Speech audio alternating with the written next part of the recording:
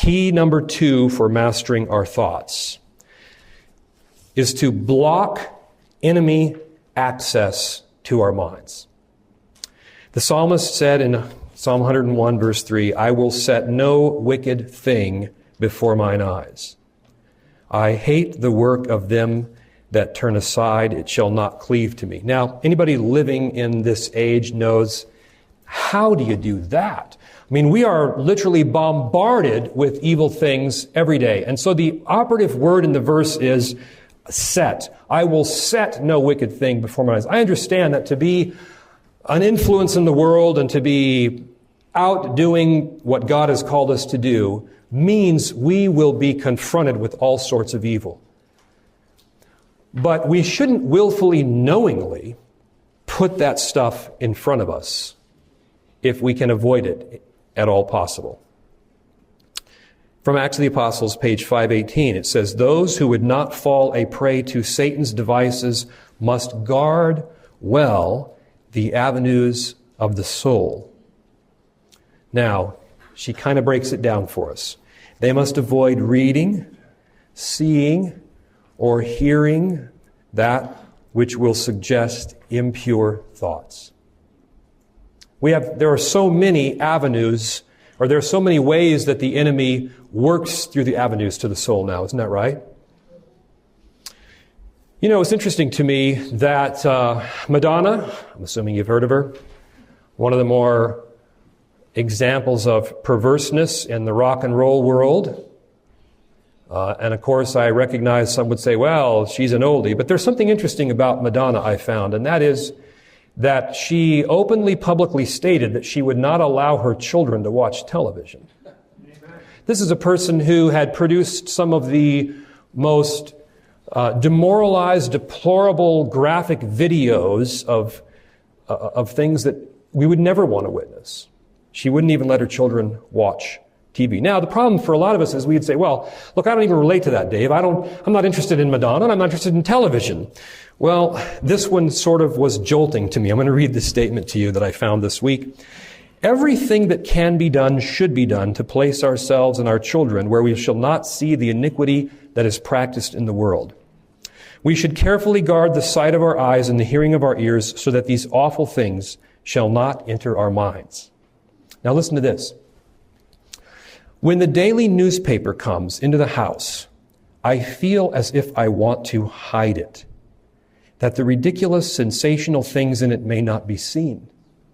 It seems as if the enemy is at the foundation of the publishing of many things that appear in newspapers. Every sinful thing that can be found is uncovered and laid bare before the world. From Adventist Home, page 403, 404. On 404, another place, she talked about how we should shut our eyes, we should shut our ears, lest we become stained from purity of thought and action. Now, there's another thing I found in my little bit of research on this over the last few days, and that is that it's not always things that are maybe so obvious to us. Listen to this. If your thoughts, your plans, your purposes are all directed toward the accumulation of the things of earth, your anxiety, your study, your interests will all be centered upon the world. The heavenly attractions will lose their beauty. Your heart will be with your treasure.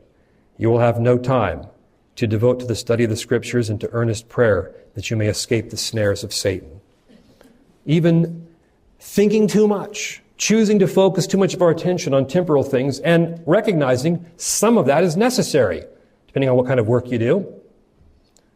To be a good businessman, to be proficient in your field.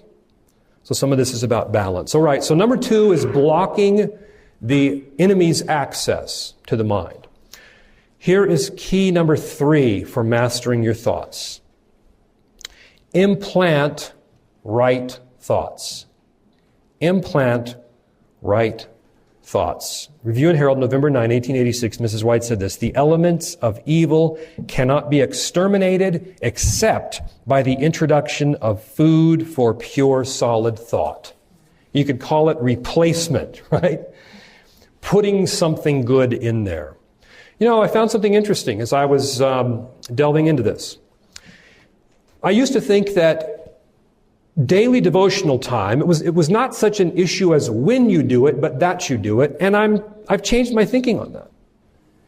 That actually, because I've talked to people who say, well, I'm not a morning person, so I do my devotional time in the evening. Okay, well, I thought, well, at least they're doing their devotional time. Here's the problem. Let me read this to you from inspiration. This is so interesting. During the waking hours, the mind will be constantly employed. You catch the significance of this? That is when your mind is rested. That is when your mind is most active. And now notice what she says. If it dwells upon unimportant matters, the intellect is dwarfed and weakened. There may be some spasmodic flashes of thought, but the mind is not disciplined to steady, sober reflection. There are themes that demand serious consideration. By dwelling upon these themes of eternal interest, the mind is strengthened and the character developed. We've got to do this in the morning when we wake up. We've got to do it when our minds are most active. And of course, one of the ways to implant right thoughts that is really sold short is Scripture memory. Listen, I'm having a revival of interest in my own life on the subject of Scripture memory. In Review and Herald, April 8, 1884, we find this statement: the mind must be restrained and not allowed to wander. It should be trained to dwell upon the Scriptures and upon noble, elevating themes. Portions of Scripture, even whole chapters, may be committed to memory, to be repeated when Satan comes in with his temptations. When Satan would lead the mind to dwell upon earthly and sensual things, he is most effectually resisted with, "It is written." That's implanting right thoughts.